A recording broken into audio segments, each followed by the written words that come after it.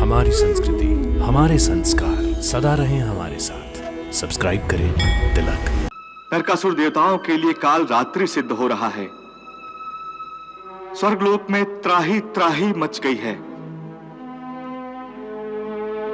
मैं उससे रक्षा करने की प्रार्थना लेकर आपकी द्वारिका में आया हूं। उसने हमारी देव माता का भी अपमान कर दिया है, उनके कुंडलों का हरण कर लिया है।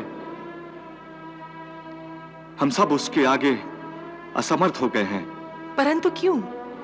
देवता तो सर्वशक्तिमान कहे जाते हैं। देवी, इसका कारण स्वयं हमारे पितामह ब्रह्मा जी ही हैं। नरकासुर ने उन्हें अपनी तपस्या से प्रसन्न कर यह वरदान ले लिया है कि वो देवताओं से सर्वथा अवध्य रहेगा। तो फिर इसका मार्ग? इसका मार्ग भी हमें ब्रह्मा जी ने बताया है कि हम सब आपकी शरण में जाएं। आप ही हमारी रक्षा कर सकते हैं प्रभु, आप ही हमारी रक्षा कर सकते हैं। अर्थात ये कि आपके हाथों से ही देवताओं के धर्म की रक्षा संभव है। यदि आप सहायक न हुए तो स्वर्गलोक की सत्ता ही समाप्त हो जाएगी। इसी के साथ पृथ्वीलोक पर भी अधर्म का आतंक फैल जाएगा। निर्णय आपके हाथ में है जनार्दन। जब स्वयं ब्रह्मा जी ने ही कह दिया है तो मुझे नरकासुर से आप लोगों को मुक्ति दिलानी ही पड़ेगी। मैं आपके साथ अवश्य चलूंगा देवराज। द्वारिका में देवराज इंद्र का स्वागत है। आइए पधारिए।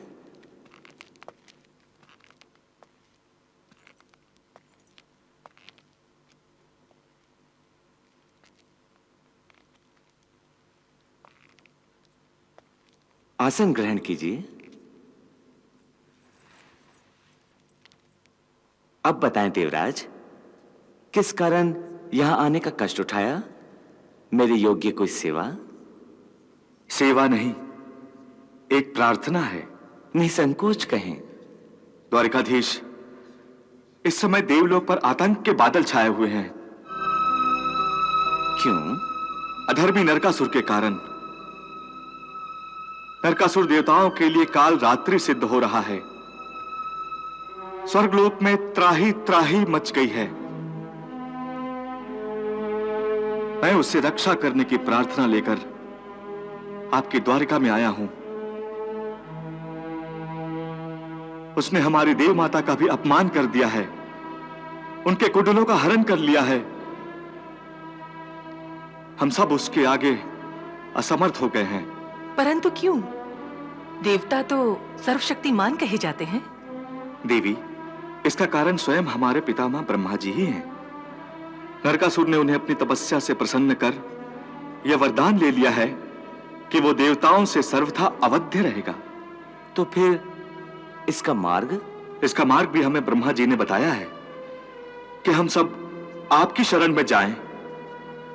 आप ही हमारी रक्षा कर सकते हैं प्रभु, आप ही हमारी रक्षा कर सकते हैं। अर्थात ये कि आपके हाथों से ही देवताओं के धर्म की रक्षा संभव है। यदि आप सहायक न हुए तो स्वर्गलोक की सत्ता ही समाप्त हो जाएगी। इसी के साथ पृथ्वीलोक पर भी अधर्म का आतंक फैल जाएगा। निर्णय आपके हाथ में है जनार्दन। जब स्वयं ब्रह्मा जी ने ही कह दिया है तो मुझे नरकासुर से आप लोगों को मुक्ति दिलानी ही पड़ेगी। मैं आपके साथ अवश्य चलूंगा देवराज। तो फिर विलंब न करें मधुसूदन, नरकासुर के नगर प्राग्ज्योतिषपुर के लिए प्रस्थान करें। तो ठीक है, आप इंद्रलोक जाएं। धर्म की रक्षा और धर्म की स्थापना तो मेरा पहला कर्तव्य है। अब जाकर देवताओं से कहिए कि वो निश्चिंत रहें।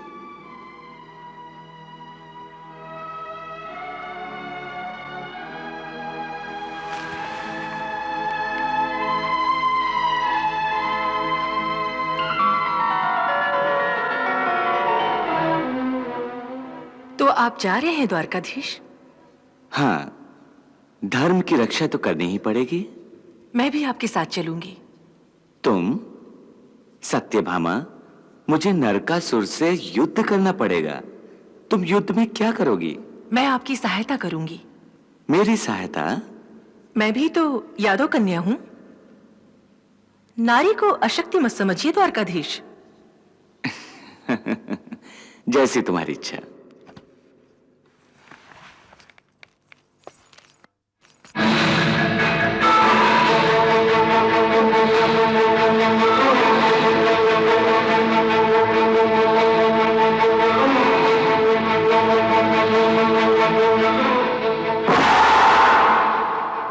सत्यभामा, वो देखो नरकासुर की नगरी। पक्षीराज, नरकासुर के इस प्राग ज्योतिषपुर नगर को हमारे आगमन की सूचना दो। तनिक अपने पंखों की शक्ति का इन्हें आभास कराओ।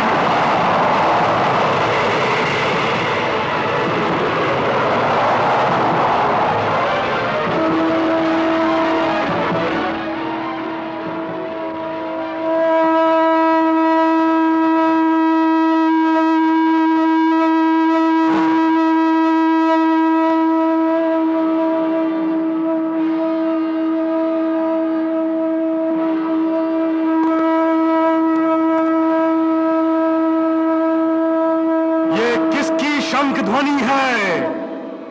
कौन मुझे युद्ध के लिए ललकार रहा है? किसकी मृत्यु से घसीटकर मेरे नगर में ले आई है?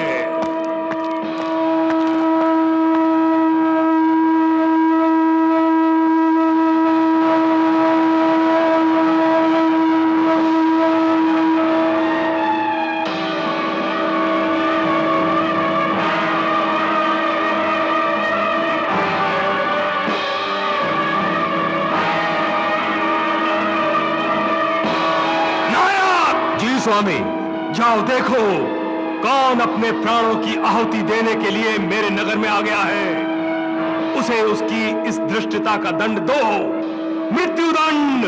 जो आज्ञा।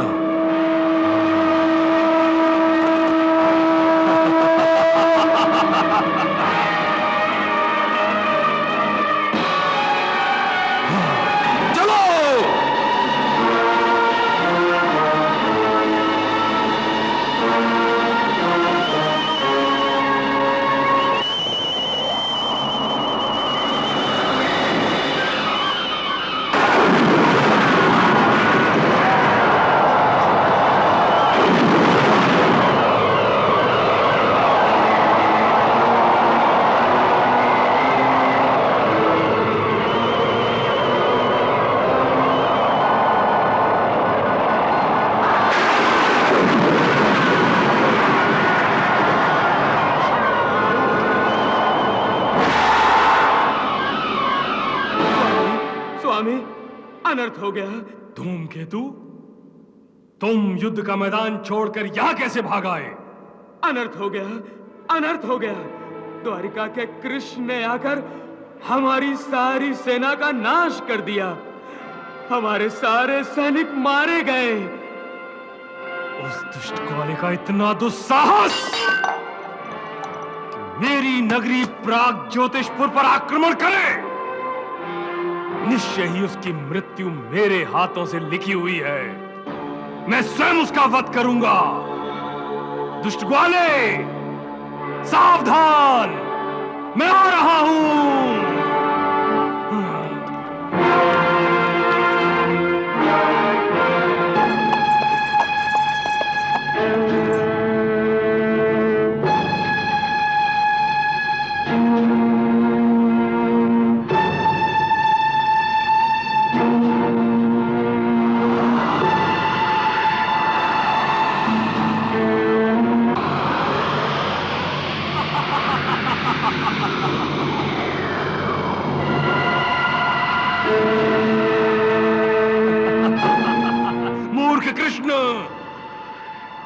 किसके बल के सहारे नरकासुर को चुनौतियां दे रहा है? क्या तू जानता नहीं कि देवताओं का राजा इंद्र भी मेरी भुजाओं के बल से थर्राकर भाग चुका है? हाँ, मैं ये जानता हूं। क्या तुझे अपने प्राणों का भय नहीं, जो अपनी भार्या के साथ अपने प्राणों की आहुति देने के लिए मेरी नगरी में आ गया है? भयभीत तो वो होते हैं जिन्हें कोई मोह सताता है नरकासुर। हाँ, तेरा यह अट्टहास स्वयं बताता है कि तू डर रहा है। डर? और मुझे? क्या तू ये नहीं जानता कि स्वर्ग लोक के देवता भी मेरे नाम से थर थर कांपते हैं? जो लोग स्वयं अपनी प्रशंसा अपने मुख से करते हैं वे निश्चय भय के शिकार होते हैं। अरे तुझे अगर मेरी प्रशंसा सुननी ही है तो स्वर्ग लोक में जाकर देवताओं से सुन। देख, ये देख मेरे कानों के कुंडल। इनमें स्वर्ग लोक के देवताओं का संपूर्ण सम्मान गिरवी रखा हुआ है। ये जानता हूं मैं। तो फिर तूने अकारण मेरी सेना का वध क्यों किया? अकारण नहीं, ये सब तुम्हारे अधर्म में तुम्हारे साथी थे। मैं जो कुछ भी करता हूं वही धर्म है। तू किस अधर्म की बात कर रहा है ग्वाले? तूने देव माता अदिति के कुंडल छीने, वो अधर्म था। तूने लोक मंगलकारी ऋषि और मुनियों को पीड़ा दी, वो भी अधर्म था। तूने पितामह ब्रह्मा जी के वरदान का असत प्रयोग किया, वो भी अधर्म था। राजाओं, ब्राह्मणों और राजकुमारियों को तूने बलपूर्वक बंदी बनाया। ये अधर्म नहीं तो और क्या है? ये तेरे लिए अधर्म हो सकता है ग्वाले, परंतु मैंने तुझे कहा ना कि मैं जो कुछ भी करता हूं वही धर्म है।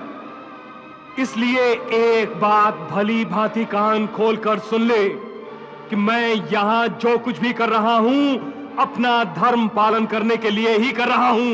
हाँ, अब तू भी समझ ले नरकासुर कि मैं भी अपने धर्म का पालन करने आया हूं और मेरा धर्म है तेरा वध। तू मेरा वध करेगा? तू तो ले।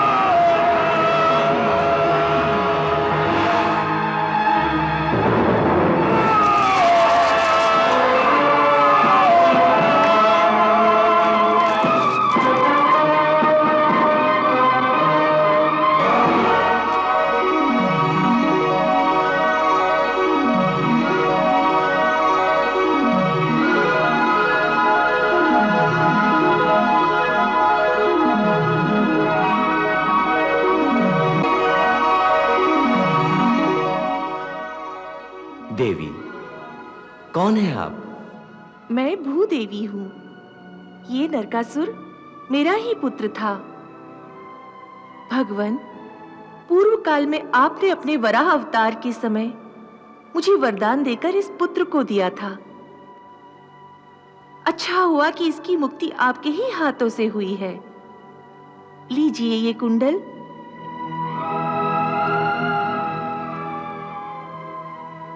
इन्हें देव माता अदिति को भेंट कर दीजिए।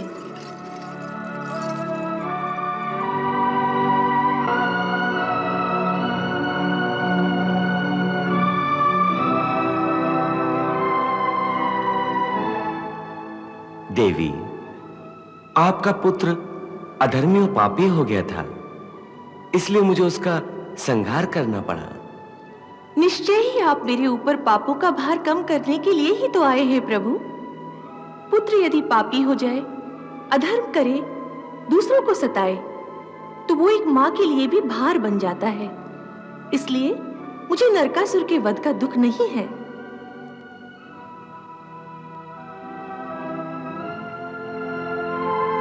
वासुदेव, अब तो स्वर्गलोक चलना ही होगा। निश्चय ही। हमें देव माता अदिति के ये कुंडल जो लौटाने हैं, इन कुंडलों में देवताओं का सम्मान छुपा हुआ है। हमें उन्हें फिर से प्रतिष्ठित करना है।